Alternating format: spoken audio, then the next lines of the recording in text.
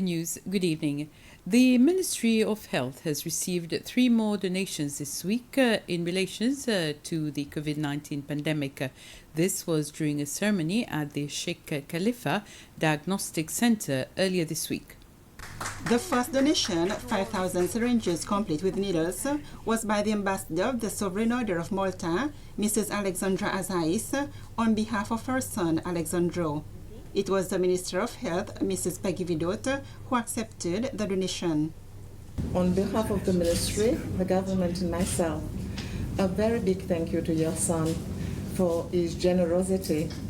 As you've said, it's not the first time that he contributes to Seychelles, and for this, we're really grateful.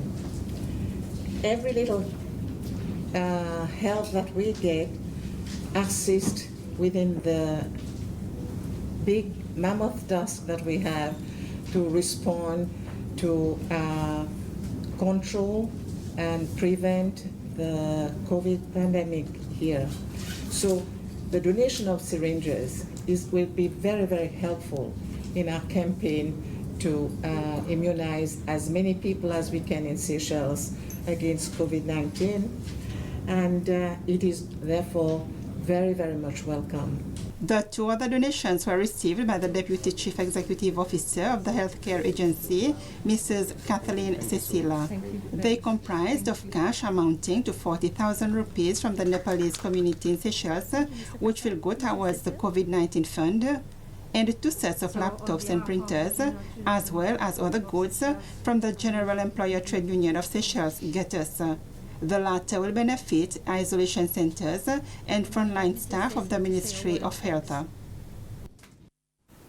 The Seychelles Postal Services has announced that the parcel section at Victoria House and small packet section at Liberty House will be closed to the public until further notice. According to a press release from the service, 2 members of staff from these units have tested positive for COVID-19.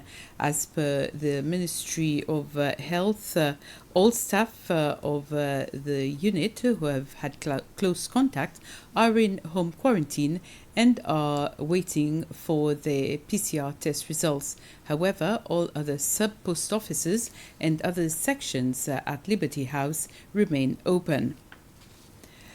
The Seychelles Tourism Academy, the STA, says that the hotel management course is still ongoing for students of the 4-year degree in hotel management, usually undertake the 4th year at the Shannon College in Ireland, and this will not be the case this year.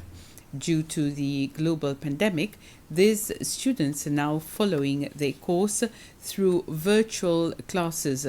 The 4th year of the current cohort is sponsored in majority by the Foreign Affairs Ministry of Ireland with a sum of more than 2.3 million rupees, and the Shannon College itself at a sum of around 800,000 rupees. Youths will soon be able to contribute towards financial literacy in their communities through a program that has been launched by the central bank called Financial Education Youth Ambassadors. Because of the COVID-19 pandemic, the program was launched virtually at the central bank this week. Launching the program, the governor of the central bank, Caroline Abel, said she felt that a lot of people are still hesitating to adopt new technology in financial services as there is a lack of education in this field. Governor Abel said with the knowledge and skills that youths will acquire through this program, they will be able to transform the way future generations manage their own money, their families, and for their country. Julie Cizo is among a total of 43 young people aged between 16 and 30 years who have been selected to join the 1-year program. I've decided to join this program because I'm interested in what they have to offer, especially to better my knowledge in the aspect of financial expenses, financial aspects. I think it will acquire me the skills and the knowledge that I will need in the future for future investment, for spendings that may come along.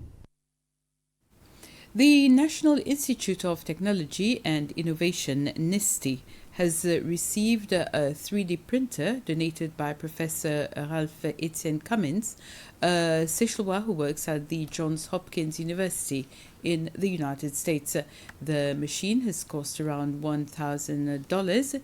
It uses a variety of processes in which material is deposited, joined, or solidified under computer control to create three-dimensional objects.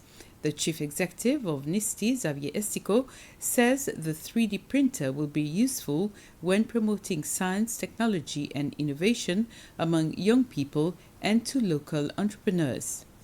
We will be able to get students and also people in the industry to be exposed to this technology that they can use, and if they need the technology, they can be able to access, or they can purchase their own.